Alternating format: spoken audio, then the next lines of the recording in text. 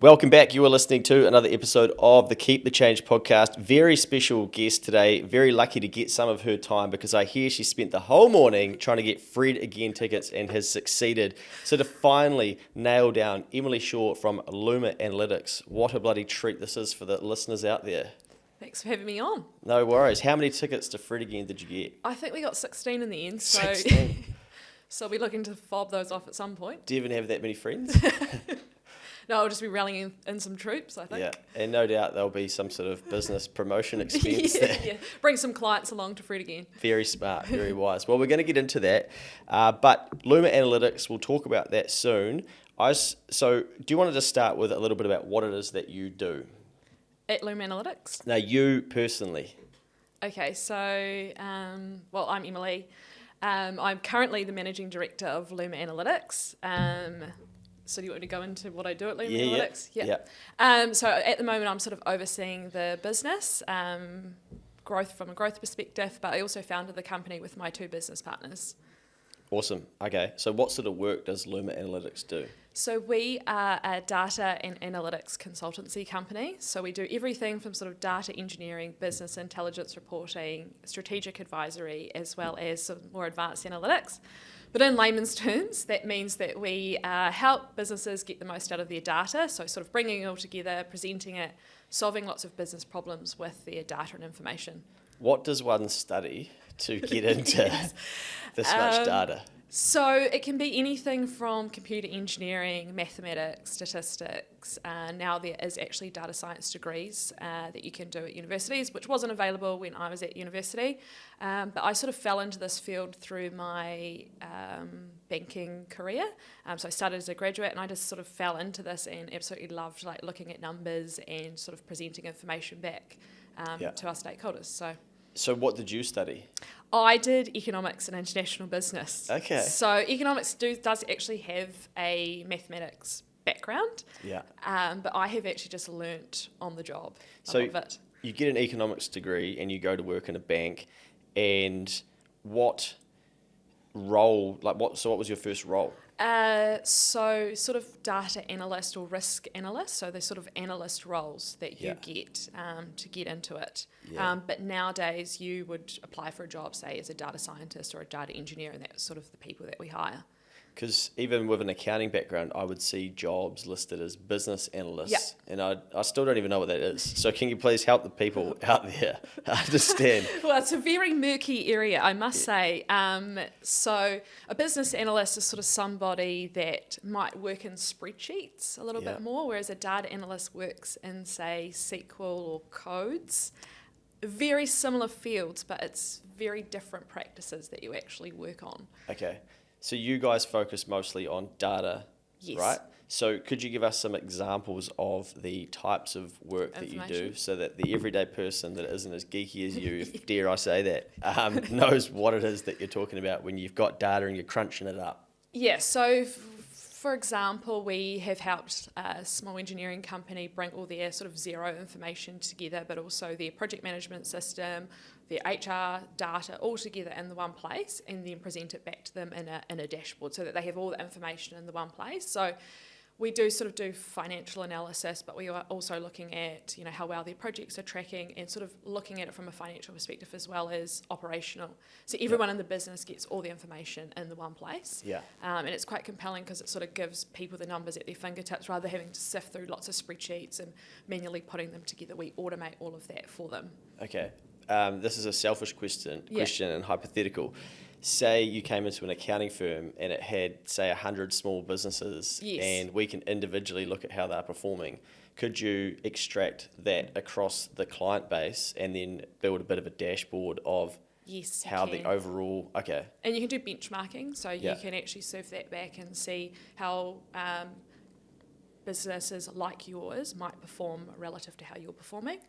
We have done that for some companies as well. A lot of banks do that. They get all their information together and they might show customers that are similar size to them how they're performing relative to their other customers. So it's quite a common way to analyse data. Yeah. Any like really cool projects that spring to mind for the team or yourself in your career? Oh, yes, definitely. So recently we built a property valuation model for the Real Estate Institute of New Zealand. So that's sort of trying to forecast out what property prices are based off recent sales. And that's easy. They double every 10 years. That's what everyone says. Oh, that's what the model says. Yeah. We've also... So why do they want that? They just wanted a better way to... they had a model, but it wasn't performing as well. It needed updated because the latest valuation figures had come in from, or the latest CVs had come in from the Auckland Council. So they wanted to update their model and actually improve it and make sure that it was sort of the best performing model in the market. Wow. So they can present that back to real estate agents, but they can also use it on their websites as well. So you'll see it on realestate.co.nz. It says powered by... Real Estate Institute of New Zealand. I have seen that before. Yeah, well, there you go. Okay. It's all our hard work. Jeez. But we sort of partnered with the Real Estate Institute of New Zealand in building that. So that was a really interesting project that we did.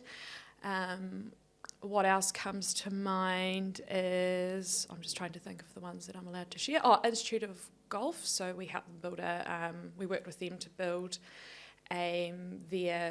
they have an app called Circles, and we helped them with their calculation engine and getting all the data together and serving it back. Serving it back to who? Was this like an app. It's an app that you can look at and put your golf metrics into, and they serve it back to pros, and they can kind of see how their golf metrics are tracking and benchmarking against other golfers. Yeah. So the app is called Circles, and we do everything across all industries actually. So it's really varied from day to day what you might actually work on. Is it evolving all the time? Yes, I think the data analytics market has changed quite significantly since we started 6 years ago. Companies are now starting to look at more advanced ways that they can use their data and information, especially with like ChatGPT coming along, generative AI. They're starting to get more excited of the possibilities of data and information, not just on serving numbers back, but also how they can improve productivity as well. Nice. Optimizing their jobs and workforce. Okay. And for people listening that may have a large-ish business or that have a lot of data, what's normally the thing that we don't know that you know, that there's an opportunity there that they're probably not even tapping into? Is there something common that you see all the time? A lot of large businesses have their data scattered around, and lots of areas are doing really interesting stuff with the data. Where it becomes quite compelling is when you actually bring all of that together and you can sort of piece different pieces together and put it all together and actually present it back. Yeah. So you might have a marketing team over here doing one thing, and then the products team might be over here doing something else. It's actually when you join all the information together that you might get a full end-to-end life cycle of a customer, for example, because you get all the different touch points from all the different systems, from all the different parts of the business. So that's where there's lots of value. And then put it all into a dashboard. But there might be common problems like how many customers are falling out of our funnel, and we can answer that once we put all that data together. You might not need a dashboard for it. It might be answering like a common business problem. Okay. I was talking to a business owner yesterday, and they have a subscription model, and it's decreased by 50% in the last 12 months. Yeah. Now, I said to them, how come? And then we get into guesswork. This is right. Yes. Which Gut you wouldn't feel. like. Yeah. Gut feel. No. Whenever someone says in your office, I feel like, you probably sack them, do you? So the data doesn't say that. Yeah. Wow. There you go. Let the data do the talking. Yeah. Are these on the website somewhere? Should be. But I said, okay, how are we going to get the data to actually find out why these people? Because that's too much of an increase to ignore. Yeah. They should, a lot of times you can actually put proactive tracking in, and we build churn models, so you can actually predict when a customer might actually leave you based off previous activity. Wow. So there should be more proactive management of that. You shouldn't get to 50% decrease. You should be tracking that much faster, sooner in the process. But there's obviously data points that you can start looking at and being like, why have they left, and if there's information on that. So say many of us would have subscriptions to things all over the world these days, and we wouldn't even realise, but in the background, those big companies, and maybe even, like, I don't know how big they are, you tell me, will be trying to figure out when we are getting a little bit less sticky or starting to go, Stormont. you know what? Yep. What's it called? Dormant. Oh, I think you said dormant, like we're going to storm. Okay, dormant customer is what we call them. So they are, starting to, maybe if we think about banking you starting to close down different products, or you stopped transacting, or we can actually look at when you've had a lifestyle change as well, because we know where you're purchasing. Yeah. So you know where we're purchasing? Purchasing. So we know when you've booked a holiday. Oh, okay. Well, the banks know when you've booked a holiday. They know when you might be starting a family because you're spending more money at Baby City and so forth. So they can use a lot of things in the models to predict when you might be leaving them. So I start buying baby products and I haven't previously. There's probably a bit of a phone call may come saying, hey, think about different forms life of insurance. Yeah.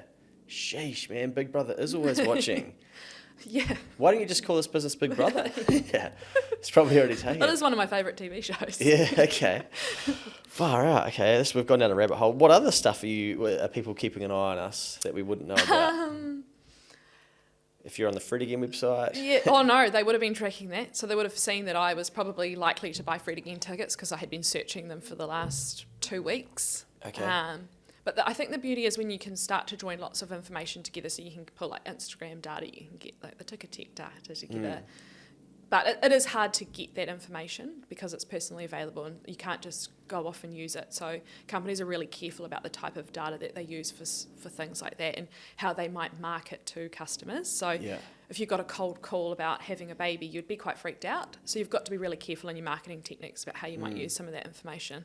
Yeah, okay. Wow. And there has been instances with that going very wrong overseas. Yeah. So I assume, looking back at the churn piece, that people would be building leading indicators that people are about to leave, and so then something is setting proactive, so you can send them an email, re-engage with them. You might get a phone call just to say, hey, we're just checking in to see how you're going with our product. Yeah. Don't say, oh, we noticed that you haven't been using it. It's just more just to check it, and then they might actually raise concerns about why they might not be using the product anymore. Our internal data scientist just said that you haven't logged in. But, okay, how do smaller businesses and even just, I guess like smaller businesses, how are they going to compete with this stuff if the bigger businesses can do this stuff but maybe smaller can't afford to do it? Smaller companies are in a better position because they can move faster and they have less complex data and systems. So bigger companies have really old databases, 30, 40, sometimes years old, and they move quite slowly trying to extract it all. So smaller businesses can actually get ahead much faster, but they've got to be thinking about using data and AI analytics as well as part of their strategy. So they might use a partner like ours to come in and we can say, oh, you should, get this software that can help you bring all your data together. We can build a dashboard for you to bring all your information together. We can build you a model. With less data, you can actually do it much faster. So when you move into the more complex big businesses, that it's actually, big, long projects. So you can actually move much faster. And does Luma Analytics, what's a sweet spot of client for you? We actually work with all clients. So we have small clients. We've grown with them. We have a coffee chain based in the UK. When we started with them, they were 20 stores. They're now 100 stores and they've grown globally. So we scale with companies. But we work with small companies and large corporates. We don't discriminate. Yeah, size, okay. Yeah, and we work with all industries as well because data's all basically the same. Yeah. And we learn industries really fast. So we've worked across most industries now. Yeah. Yeah. How many other competitors in New Zealand would there be at your level? Because obviously being the best one in New Zealand, obviously no one can compete. But are there many people doing this? Yeah, no, there is. So you do have your normal competitors like the EY, KPMG, Deloitte, that are the big four. But we also have some other local companies that also do great work in this space. And there's more and more coming because they see the opportunity, and data and analytics is growing. Like most companies have got data and analytics on their strategy. They are hiring chief data officers. So there's a real opportunity in the market for data and analytics consultancies. And I assume not that long ago this space wouldn't have actually been that big, right? No, so even data analyst or data scientist wasn't really a sexy job title to have, but now there's lots of students doing it at university and it's becoming a really cool industry to work in. And when I was back in the bank, we were sort of the nerds, but now it's actually like quite a cool career, and it's like really interesting, and you can see how much it's going to change over the next few years as well. Yeah. And so of the degree and study you did, how much of it's relevant to what you're doing now? 0. Okay. Yeah. But I guess it's a good story of basically studying something, being interested in that. It opens the door to an opportunity, and then you find an opportunity you realize, didn't exist. Yeah. Honestly, when I started my career, I'd never heard of this as a career. It wasn't until I did some rotations in the bank, fell into this, absolutely loved it, and I haven't looked back since. But I think what's interesting now is that doing it from a consulting perspective, so it's like you always got to be keeping up with the latest changes in technology, which happens pretty much every day, and working out how you might help your clients get the most out of their information and making sure that they're cutting edge as well and using the most interesting technology. Okay, one thing you'll learn about the Keep the Change podcast, Emily, is that it's not very chronological and it jumps around quite a bit. So what you'll find with a really good podcast host is they'll start from the start of your life journey and they'll take you through to the end. I'm not very good, so what we need to do actually is go back because we got too far down the path. You got too far down the path. Yeah. So I was about to ask how you came to start, but we won't do that yet. Okay. Because I'm trying to get better. So we need to go back to working at Disneyland to start, or Disney World. Did you stalk my LinkedIn profile? Yeah, it's still on there as experience. Hey, I'm proud of it. Yeah, for sure. But no, let's go back to school. Then you go to uni, and then what do you get up to? Or do you go straight to the bank from there? No, so I actually worked at a company called Finance Now, based in Invercargill. I'm an Invercargill girl. So I worked there for 9 months. That was actually really interesting. I learned a lot about fraud, bank, sort of finance, lending, compliance roles. I worked right across that. It was a small company and I was able to do a lot just as a university graduate, and that's what really piqued my interest in actually going into banking. And I think it helped me get my job in banking. Is that in between, is that Disney, after high school? Oh. I went to university, Finance Now, and then Disney for 6 months, and then I started at Westpac. Yeah. Okay. Yeah. So most people probably want to know what it's like working at. It's Disneyland or Disney World in Florida. Big difference. In Florida. Yeah. Okay. Yeah. Big difference. So they do a sort of university exchange program where they take 150 students from Australia and New Zealand to work at the park. You also study papers there as well. They have a university there, and you learn a lot about brand. You can actually pick whatever you like, but I did brand and customer experience there. Wow. So I did 2 papers and then worked at the park. Just sort of lived in the park, worked at the park. I did a show with Mushu the Dragon from Mulan. It was very interesting, worked with lots of different cultures and, learned a lot about the customer experience. So it was really interesting. I did that for 6 months and then came back. How did you come across that? They came to speak at the university, and I love Disney. I'm a Disney adult, so that really piqued my interest. Yeah, so off I went. Were there many other Kiwis doing that? I met a lot of friends through that. So there was quite a few Kiwis that we all lived together at Disney. We, became really close there because we didn't have anyone else. And then I've still kept in touch with them and lived with one of them when I actually moved to Auckland. Yeah. Okay, I was going to make a bad joke, but I won't. Okay, and so free rides the whole time you're there? Yeah, no, free accommodation. My family came over. Wow. It was really amazing. What age at this stage? 23. 23, yeah. Were you under any sort of pressure at that age of, you need to be on the path and what are you doing and just that, or from your friends or just society? I didn't feel that. Yeah. But a lot of people are like, why are you going to work at Disney? That's quite random. But I like to travel. I lived in France when I was 17. So I've always liked to travel and live, try something else. Yeah. That's been instilled with me since growing up. So try things. Yeah. Yeah. How did you come to live in France at 17? I applied to do a university exchange. So I lived there with a host family down the south of France, which is very interesting. Lived on a farm. They had no internet. Wow. Very eye-opening experience. Yeah. Yeah. Okay. What's in you that encourages you to do these things that a lot of people wouldn't do? I like to go against the grain. Yeah. Yeah. A lot of people follow the same path, but I've just always thought, I think travelling at a young age has opened my eyes to global experiences, and always loved it. Yeah. Love travelling. Go travelling every year. So is that the travel that's happening before France as well? Yes. Yeah. Yeah, as family holidays and so forth. And so what's happening in those trips? Are you seeing the world differently when you come back to New Yes, Zealand? culture, different values, the way people do things, so food, and Yeah. just I find that fascinating. Yeah, New Zealand, we're so isolated. I like Yeah. to get out and actually see what's going on in the world. Yeah. Last year, I actually went to London to go to a big data conference, which was really interesting. How was that? So Yeah. really taking the opportunity to do those sorts of experiences. Yeah. Life's too short to just be sitting at home watching TV. And what other travel in 2024? I'm sure there was something else. I'm off to Tasmania next week. Oh, sorry, 2023. Oh, 2023. So I went to the Middle East last year, actually, which was really interesting. So that was totally different to New Zealand in a way. Are you doing this travel to like deliberately see things differently, or you enjoy doing it as well? A bit of both. Bit of R&R, just like, you get quite burnt out running your own business, but also I like to, get outside of your comfort zone. Yeah. Yeah, really push yourself. Yeah, good. We like it. Okay, 2024, you're going to Tasmania. Whereabouts?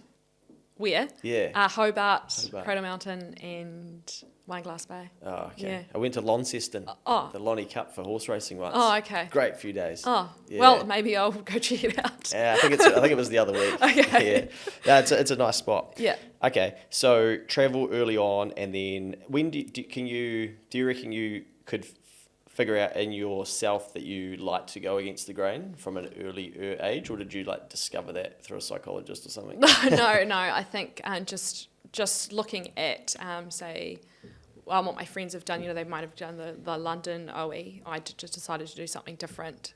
So I think just looking at what everybody else was doing, I've always done something a little bit different. Yeah. Even going out on my own to run my own business is quite different to what everybody else is. Well, not everybody else, but sort of my friend group and so forth. So.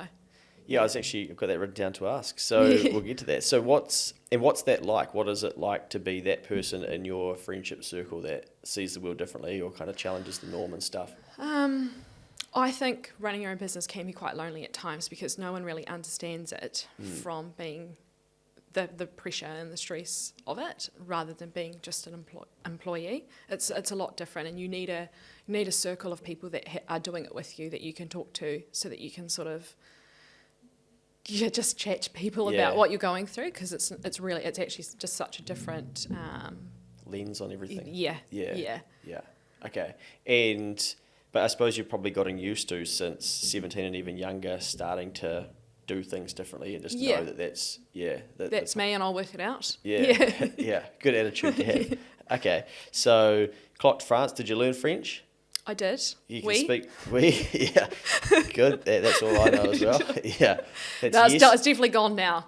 Yeah. But when you were there, you learnt it, or you learnt it before you went? I actually did it at high school, and then I knew that I was never going to be fluent by sitting in a classroom. So that was actually part of the motivation as well. We had a Thai student live with us when we were young, and so I always kind of wanted to do the exchange, and then the opportunity came up, and I just took it to go. Yeah.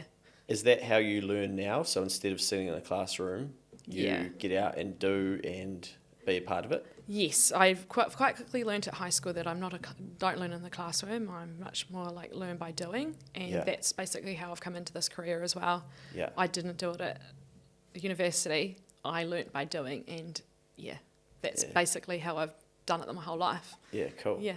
I guess it shows people that it can be done too, right? Because if you look at economics to then figuring out the space to then you enjoy it. Yeah. So then you decide to start a business. Let's get into starting the business. So how did you decide to go from employment in a pretty steady environment, I would say, and what a lot of people would aspire to do in their life, and go, no, you know what, I want to go out there and have a crack and build it for ourselves?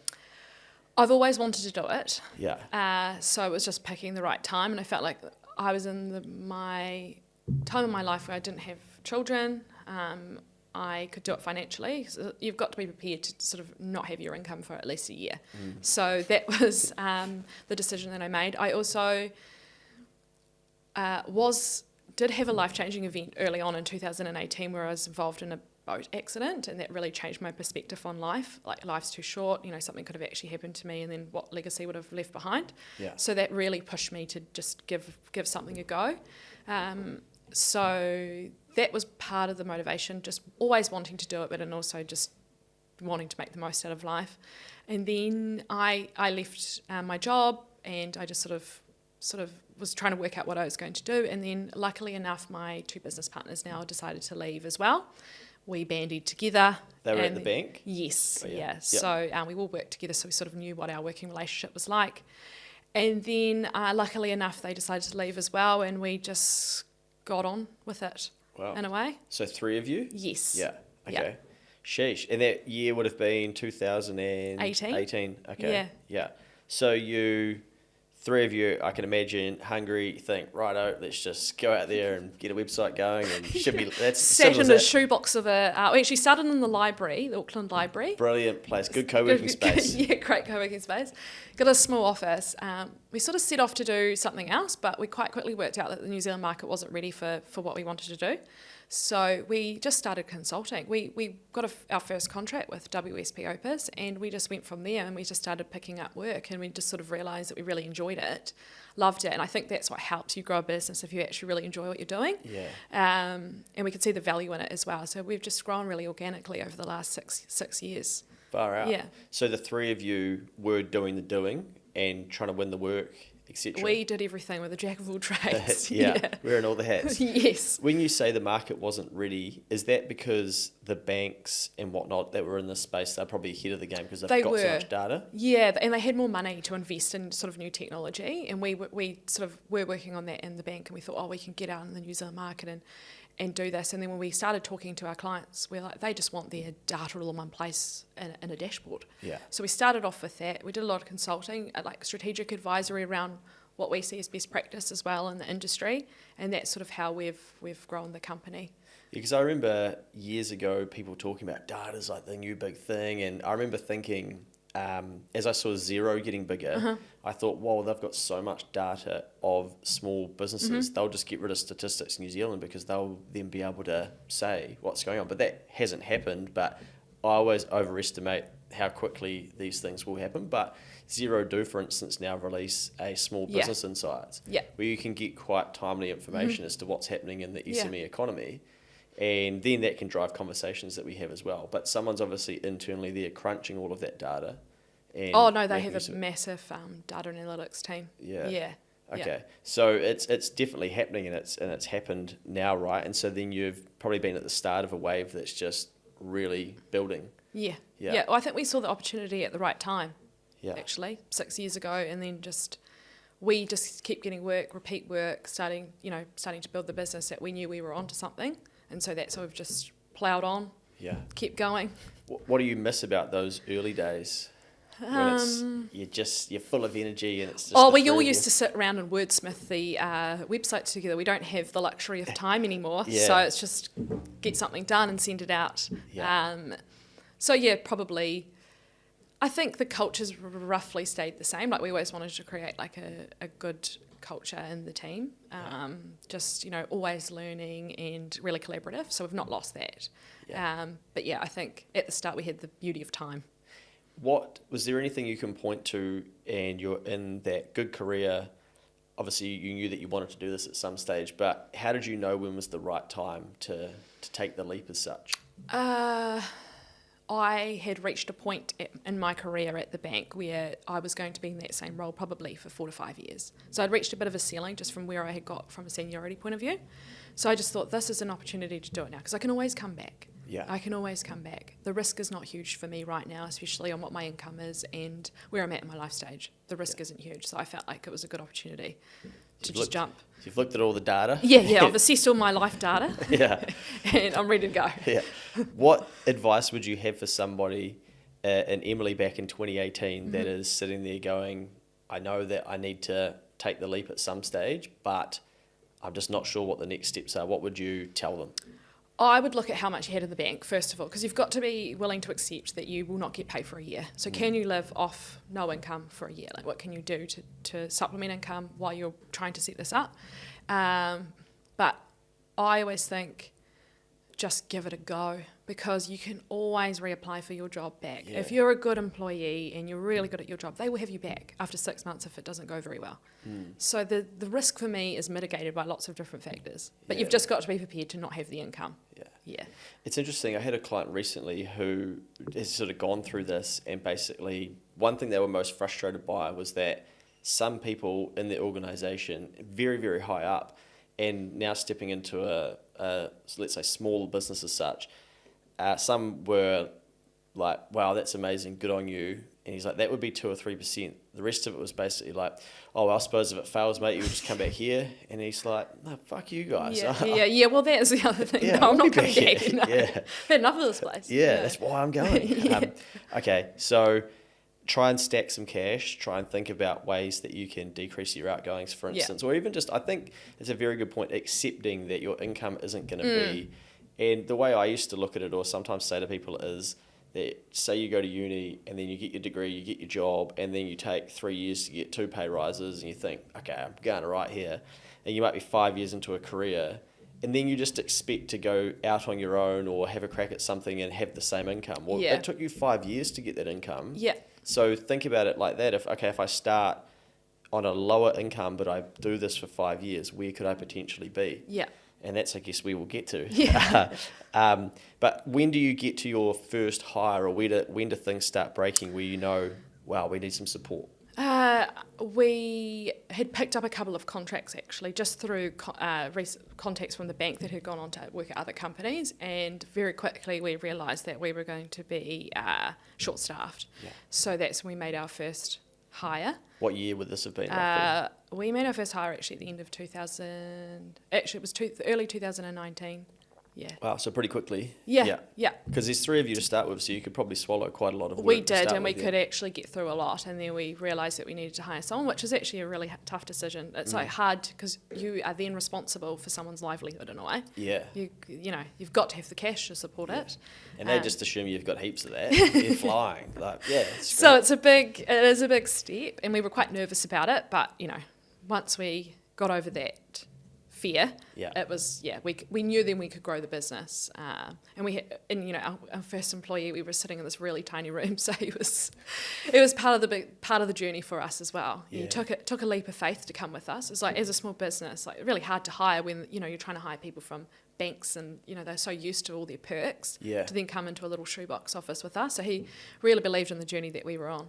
Yeah, interesting you say that. Literally, we're trying to find someone at Next Advisory at the moment, and twice the feedback has been, if it's just you two guys in here, I don't know, just I want to be around more people. Yeah. And so as a smaller business, you are battling with things that you don't even know are issues until you start working through it. Yeah. Yeah.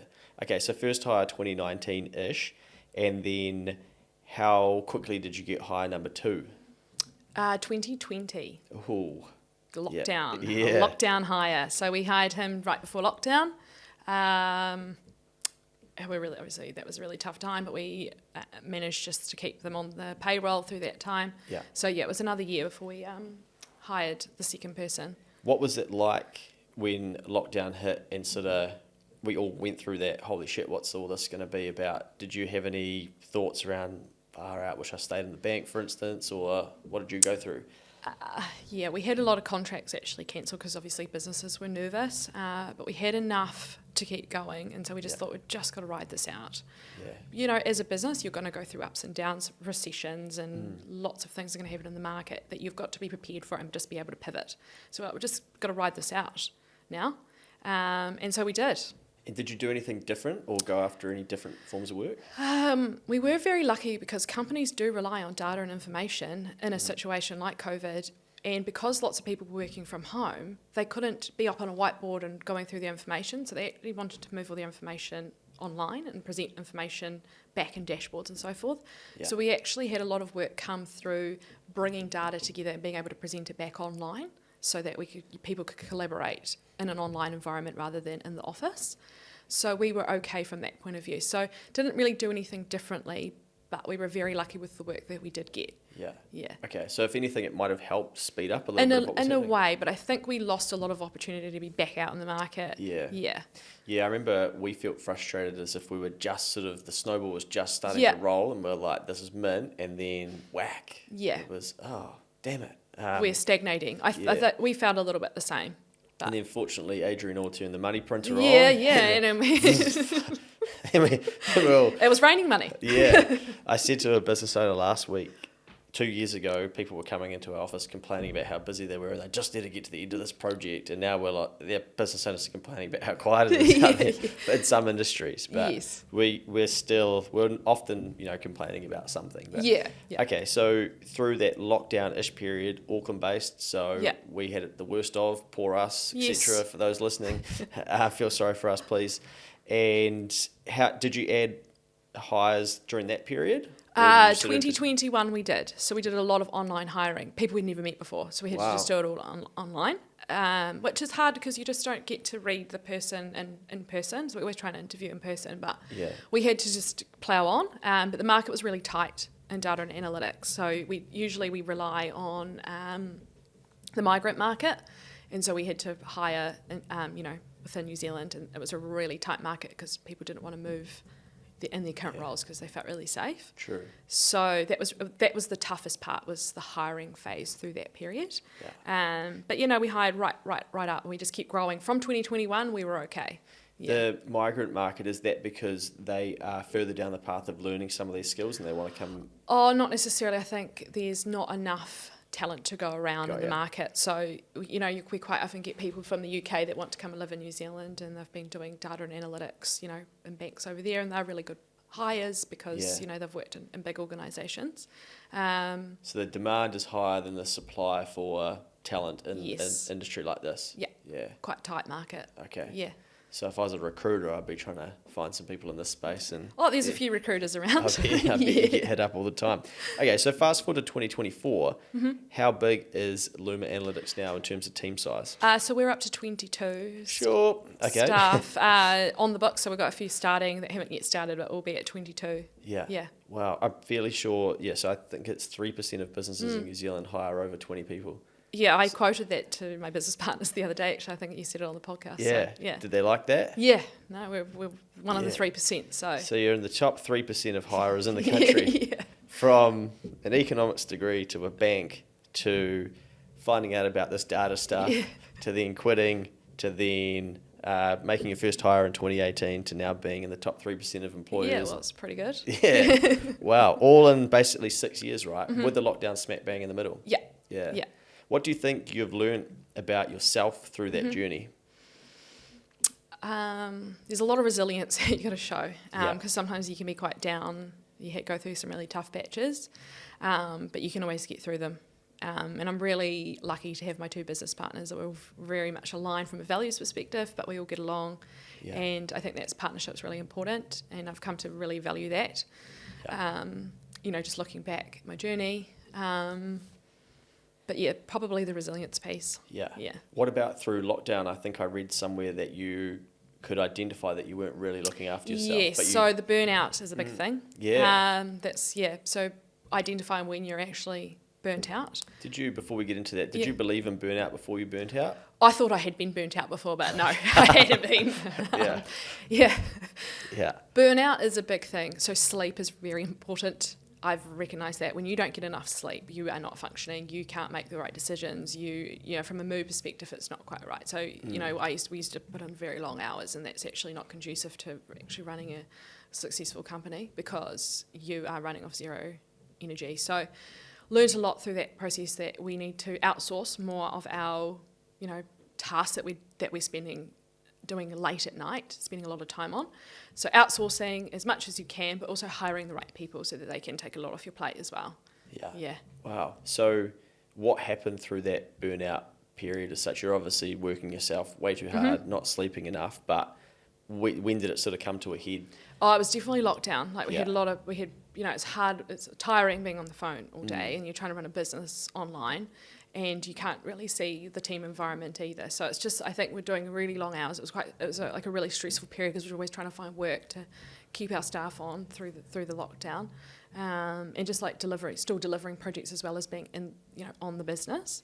I think it's the stress element and the anxiety that starts to build when you're not getting enough sleep, and it's just it's Groundhog Day. Yeah, and you just can't break out of it. You've got a very supportive partner, obviously. Did he spot that things weren't going so good for you? Yes, I think he walked into me one day and I was crying at my desk, and he's never seen me cry. So wow. I think at that point he knew that, things weren't so great. Yeah. Did he shut the door? And He's like, what's wrong? I think he thought somebody had died. Yeah. It did feel like that. No. Your soul internally. Yeah. No, I think, no, he's been really good. He's been really supportive as well. Just, like just getting out of the house and pushing you to get out of the house and, just taking some of the mental load off things around the house as well. It's really hard when he works quite a grueling job as well. Yeah, I can imagine. I saw a business advisor actually. They're way further down the path than us. So at COVID time, basically their whole business just went from in-person to Zoom. And he said to me, man, I would get to 5 p.m. on those days and realise I've just been on Zoom in half an hour increments for the whole day. Yeah. And then we got rid of our lunch breaks as well because it's like, well, kind of, can't go outside. Yeah. So, and for a lot of people, I think they probably didn't realise like how bad it was getting for ourselves. And then we're like, right, bed, do it again the next day. Oh, and I think when your office is in your bedroom, that's what I was also doing too. So it's like you don't leave the room. Yeah, very hard to separate. Yeah. Did you, so once you acknowledged it and had to work out the other side, have you made some changes that that have been really good for you? Yes, so I think outsourcing a lot of our administrative tasks, so, just moving into, Smartly payroll and my HR. Smartly, that'd be heavy. Yeah. My HR has been really good as well, just outsourcing our HR. So that side of things. And then also, I now recognise when I'm feeling like that and just know that it has to stop. You can't keep going like that. So it's just more of a feeling that you get. But I kind of have a rule now, I won't work past 10 p.m. because it's just not a good idea to be working past that because you just don't, you wake up in the morning and you're up at 8 a.m, you've got people calling you, you've got to be on. So you just got to draw a line in the sand. It's interesting. I did years of my life on the path of the earlier you get up, the more shit you can get done. Like squeeze it 4 till 10, who cares, get some sleep and go again. Yeah. And I thought that was such a good methodology.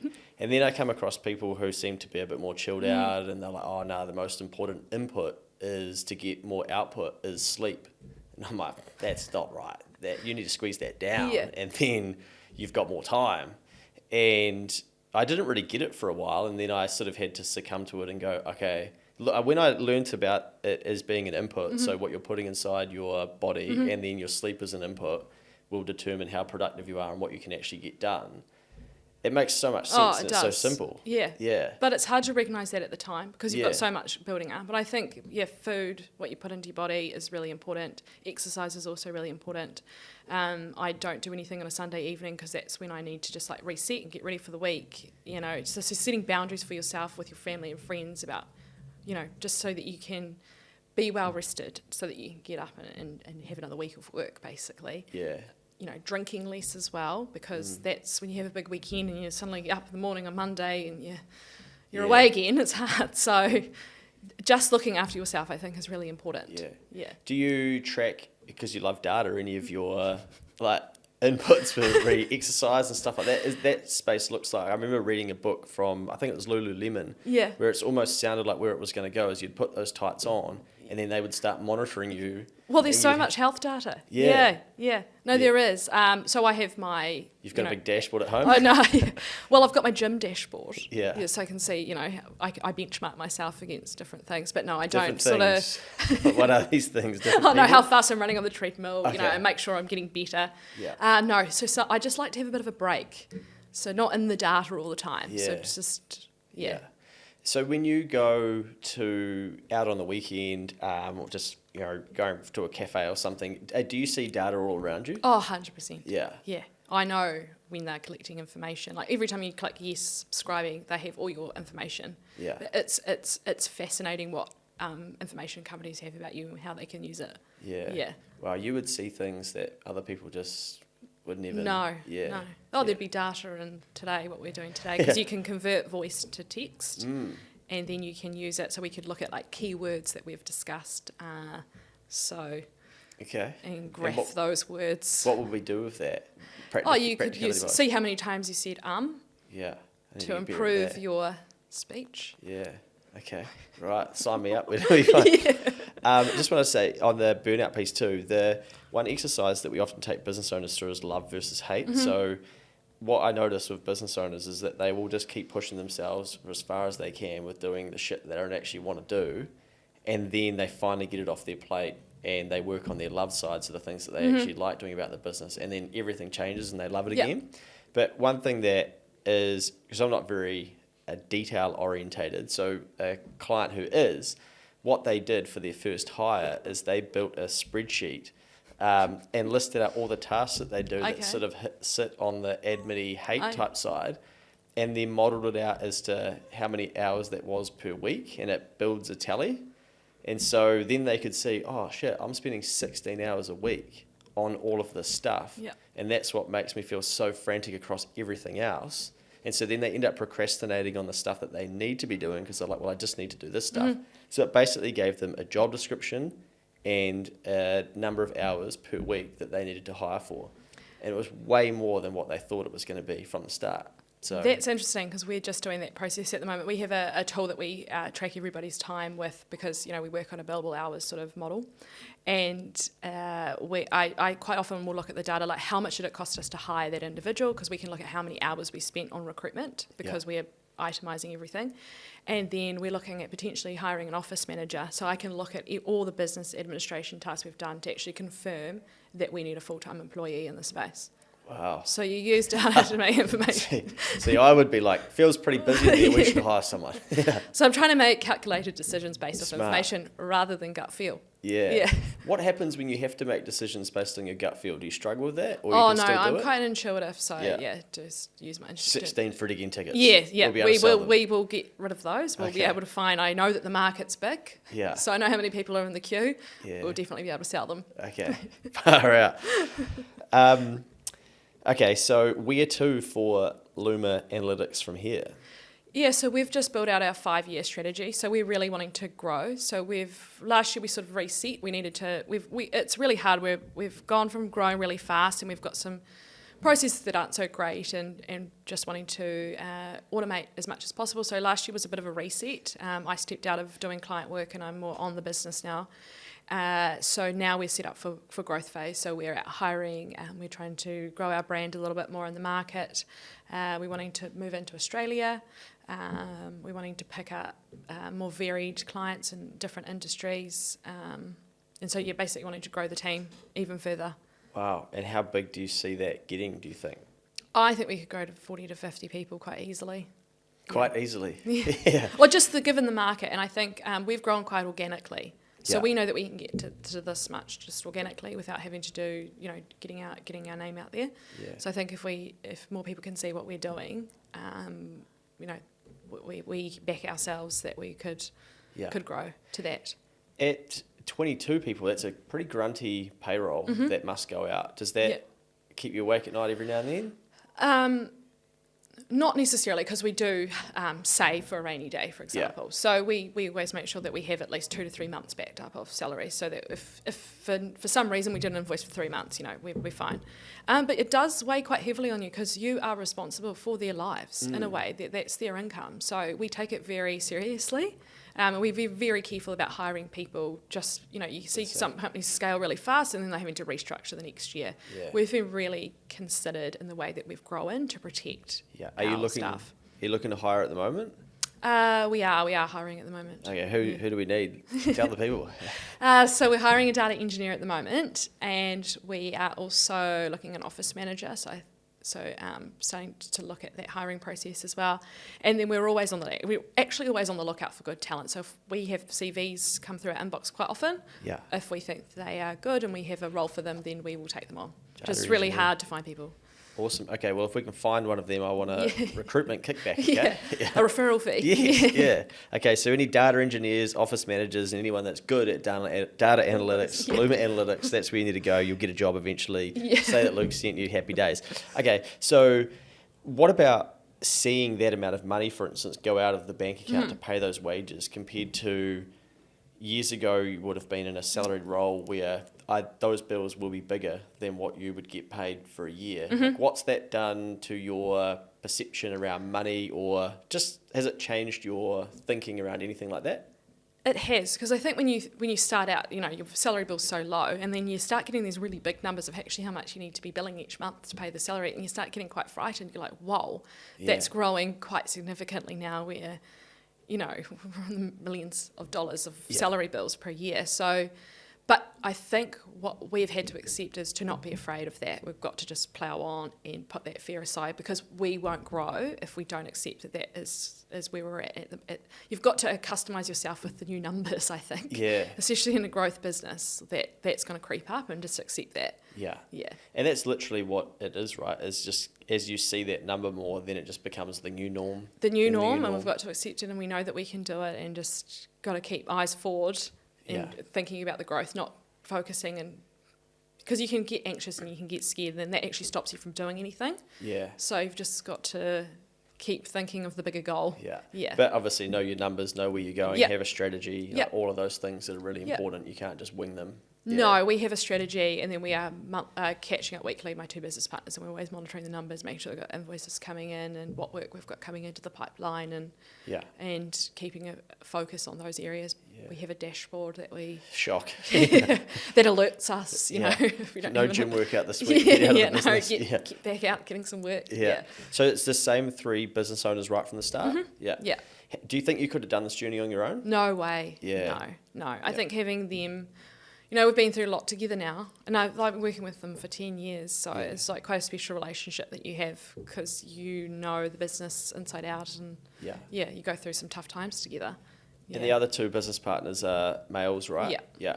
Do you have any thoughts on women in this space, for instance, or is that a thing for you where you come up against challenging situations where you think that's because I'm a woman, etc.? It is a space where not a lot of women work. It's getting better, but it is really hard to find women in this space. Like our current percentage is actually quite low at 20%, so that's actually a focus of ours, is to grow the women in our team. That's at Luma Analytics? Yeah. Or but you have no doubt you've benchmarked it? Yes, no, that is actually pretty much on par. Okay. So I haven't come up with any situations myself, but I think no, not necessarily, I don't think. Yeah. But who knows? Yeah. Do you think partly it's you're so used to going against the grain for such a long time that maybe you don't see it? In a way, no. Yeah. I think that is the case. I'm quite confident in my ability, so I don't. Haven't come across it in a way. Hasn't been an issue as such. No, I haven't ever felt like that. Yeah. That's good. So how do we get more women to get involved in this space, given how important it is then? I think what's really important, and actually the universities are doing a really good job at it, they're setting up sort of like women in engineering and women in data science clubs that, there's also a thing called She Codes or She Sharp or something like that, and that they are groups that are specified to get women into this space. I think it's really important once you have a woman in your team is that you look after them. So keeping them and making them sort of managerial positions so that women that are coming through can see that there's other women in these roles. Pathways. It's actually, to me, the problem is not getting women into it. It's keeping the women in it. Yeah. Because it's so male-dominated, it's actually really hard to keep the women in it. There's lots more students studying it now, but it's actually keeping them in it. So if other women could see women in these types of roles that they aspire to, then they have the data to know this is possible. Yeah. Stay the course. Hopefully Barry pisses off. And, and we're in. Okay. Yeah. Wow. Fascinating. It's interesting that it's 20% when you would think, because statistically women are better investors than men via some studies, and you would, don't know, maybe I just assumed that women would probably be better with data than blokes. I think a certain type of person is good at this role. They're quite logical. So if you grow up and you love puzzles and you love board games and strategy and you're quite a logical thinker, you're really good at these sorts of roles because you've like to logically think about things and step it through. I think it's probably not. I think it's just male dominated because like computer science seems like a male dominated field, and so even the word computer science, that doesn't attract women to it. So I actually worked with somebody to help, like I got our website reviewed and our job descriptions reviewed, and they were very male dominated, and I didn't even realise that I wrote them.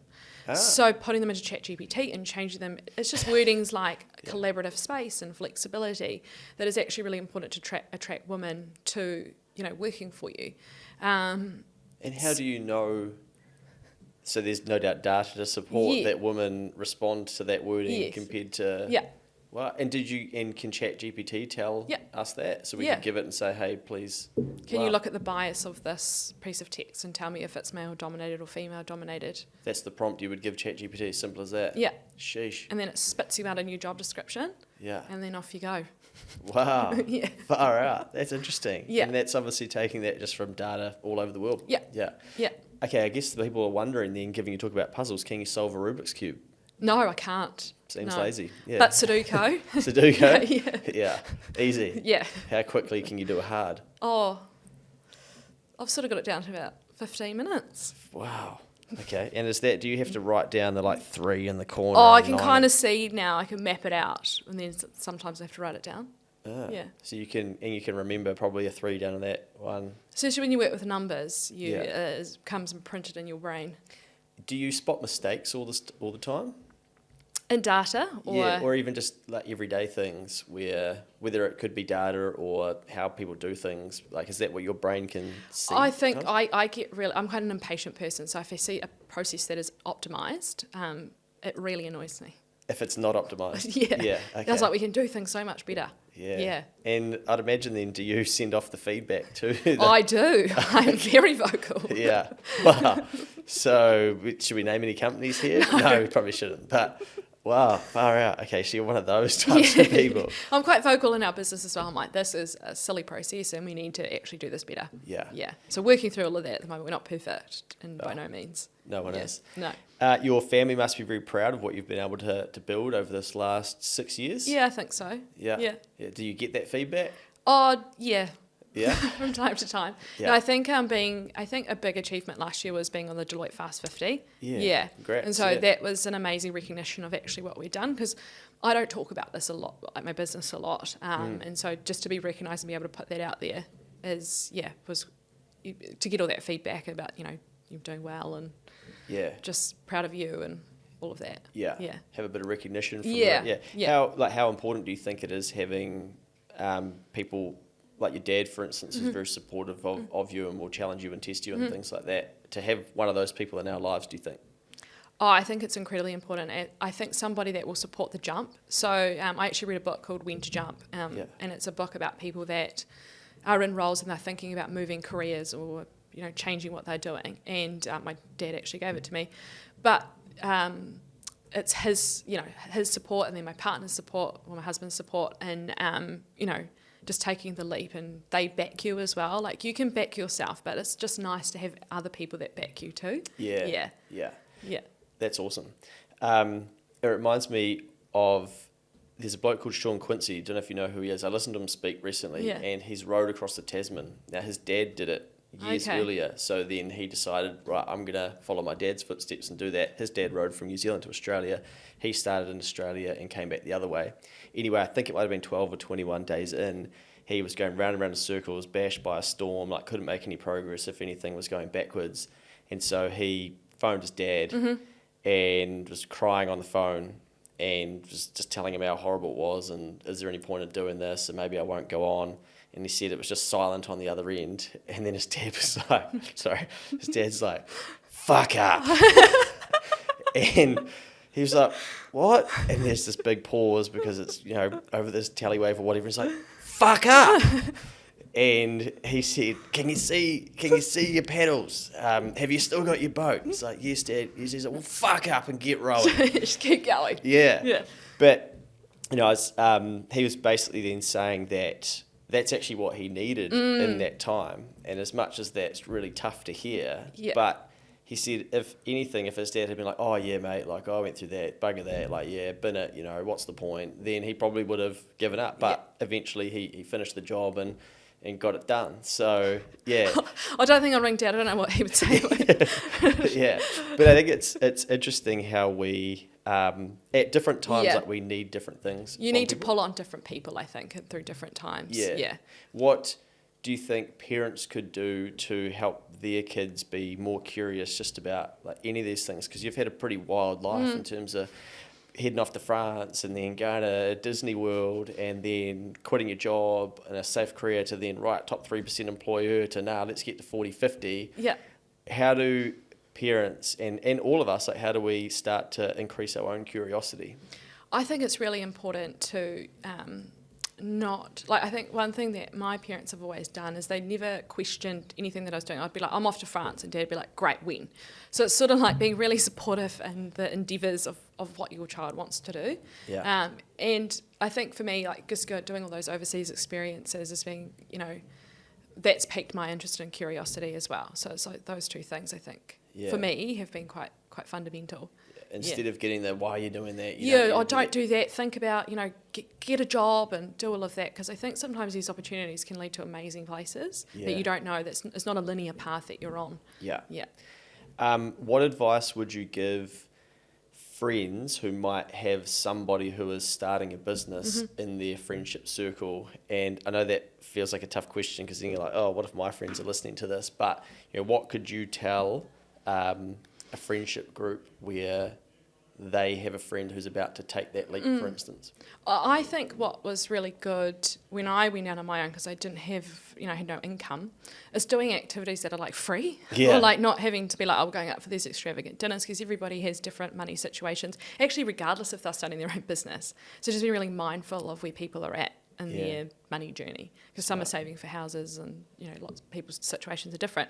So I think it's just being really respectful and mindful of that, and that was really good, because I could say, look, I can't come to Waiheke this weekend because it's like too much for me, but I'm happy to catch up for a coffee or a walk, and that way's available. So awesome. Yeah, that's a really good tip, especially at the moment. And the funny thing is that a number of the things that are most enjoyable in life are actually free, in terms of 100%. We've got access to beaches and reserves and parks and stuff, but we want to I feel like Kiwis struggle to tell people no, and then we definitely struggle to then say, and part of it is because I can't afford it. Yeah, and I feel like we don't even want to say I can't afford it. I know. Yeah. So what are people going to say?